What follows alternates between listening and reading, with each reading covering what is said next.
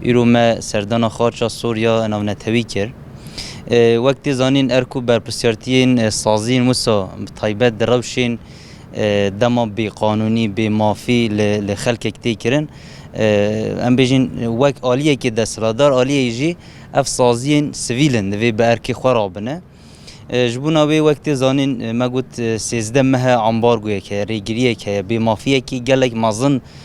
لگل متی کرن اف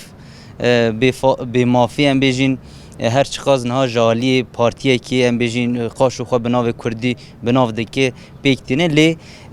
اف هنگجیش بیدنگیا سازی ناو نتوی جدی بیدنگیا دستلاتیا هرما کردستانی نتوی یک بوی او دولت عراق جدی جبو ایرو ما سردان کر یعنی نواس 13 ماهانده 13 ماهانده روشی خراب ای تایبت عالیه تندرستی عالیه پرورده عالیه آبوری ده ای چی بوی مجوار راگان اوانه همون ما به بلگه و به راپور جی پیشکشوان کر جارک دن یعنی ارکو بر پرسیارتی سازیا ام بیجین وک دزگه نه هم قالاویت که خاچا سور برانبری گرتیام پیشکاری کسی کتین گرتن به مافیل وانتین کرن نه وقتی زانین هجمانه که گرتی مل آسایشا گشتی هنه وانه هنک شوان سال کو دو ماه هنک شوان سال کو مهک هنک هشت مه به محکمه به دادگه لاسایشا گشتی تیرا گرتن جبوی ما گوت یعنی